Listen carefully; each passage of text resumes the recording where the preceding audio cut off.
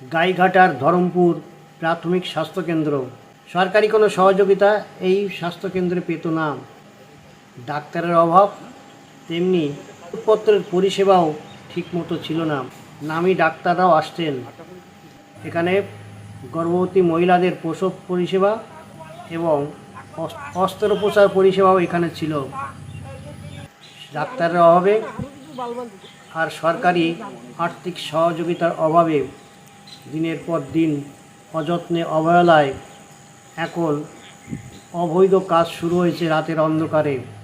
হসপিটালের lower grill দরজা ভেঙে ভাঙাড়িদের কাছে বিক্রি হয়ে গেছে, এমনই অভিযোগ এই এলাকার মানুষের। তেমনি এটা এখন আর প্রাথমিক স্বাস্থ্যকেন্দ্র নয়, উপস্বাস্থ্য কেন্দ্র পরিষেবা দেয় এখানে। কয়েক ঘন্টার জন্য এখানে ওষুধ দেওয়া হয়, আর নামী ডাক্তাররা কেউ আসেন না। গর্ভবতী মহিলারাও ভর্তি হয় না এবং অস্ত্রোপচারও হয় না। এখানে দেখেন হসপিটাল কি অবস্থা, রাত চলছে এখানে। ঘরের মধ্যে, ঘরের পাশে বন জঙ্গলে ভরে গেছে। রাতের অন্ধকারে মদের যেমন আড্ডা চলে এখানে, নেশাখোরদের উৎপাত, তেমনি অসামাজিক কাজও হয় এখানে। বিভিন্ন অসামাজিক দ্রব্য এখানে পড়ে থাকতে দেখা যায়। এলাকার মানুষেরা কি বলছেন শুনুন।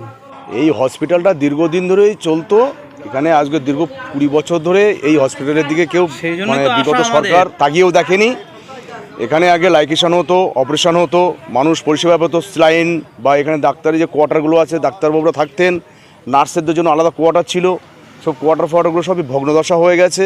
বিগত সরকার কোনো এদিকে তাকিয়েও দেখতো না। সুব্রত ঠাকুর মহাশয় আমাদের প্রতিশ্রুতি দিয়েছেন যে প্রতিস্থাপন করে দেবে, যে আগের মতো আবার পুনরূপে ফিরে যাক হসপিটালটা, এই গ্রামে মানুষ সুবিধা পাক।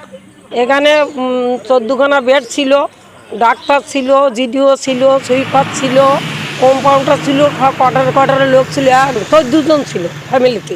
এখন একটাও লোক নেই।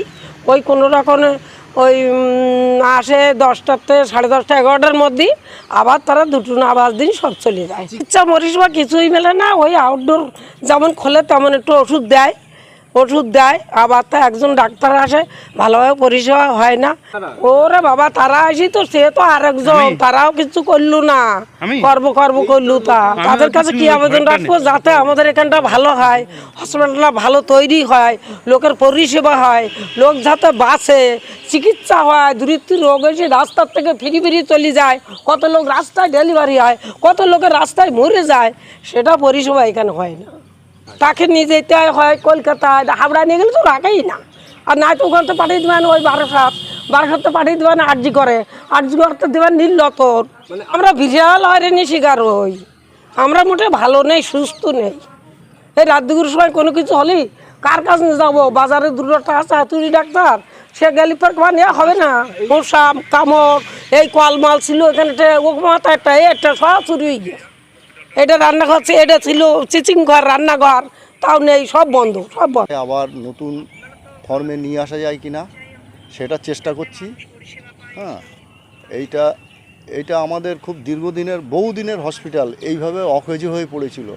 ওরা কোনো কাজ করতেই দেয়নি, আমাদের বিধায়কদের কোনো কাজই করতে দেয়নি। পরিকল্পনা আছে এবং পাঁচিলটাও দেওয়ার পরিকল্পনাটা চলছে। এইগুলো পঞ্চায়েতের এতে জানানো হয়েছে, ওরাও কিছুটা করেছিল। তারপরে এত বৃষ্টি, আর এখানে তো জঙ্গল সারা জীবনই থাকে। জঙ্গল আমরা পঞ্চায়েত থেকে করি না তা না, আর একবার করার জন্য চেষ্টা করব। অনেকবার জানিয়েছি, ওরা কোনো কাজই করেনি, আরও এসব ভেঙে চুরে নিয়ে সব বিক্রি করে দিয়েছে।